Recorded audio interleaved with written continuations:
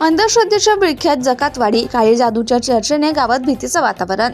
सातारा शहराजवळील जकातवाडी गावात सध्या जिल्हा परिषद आणि पंचायत समिती निवडणुकांचे वारे वाहू लागले असतानाच दुसरीकडे अंधश्रद्धेला खतपाणी घातलं जात असल्याचं चित्र समोर येत आहे.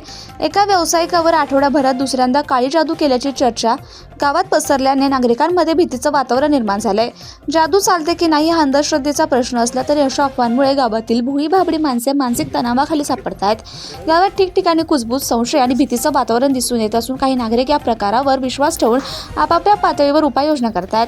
परिणामी समाजात अस्वस्थता वाढत असून परस्परावरील अविश्वासही बळावतोय.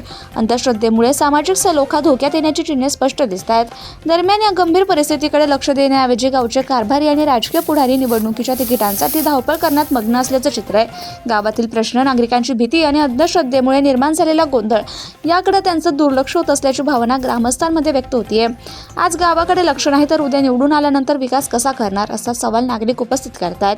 अंधश्रद्धा निर्मूलनासाठी जनजागृती, प्रशासनाची तात्काळ दखल आणि लोकप्रतिनिधींची जबाबदारीची भूमिका अत्यावश्यक आहे. अन्यथा निवडणुकांच्या गदारोळात गाव अंधश्रद्धेच्या अंधारात ढकललं जाण्याची भीती व्यक्त केली जाते. या संदर्भातील अधिक घडामोडी पाहत रहा राजमुद्रावर.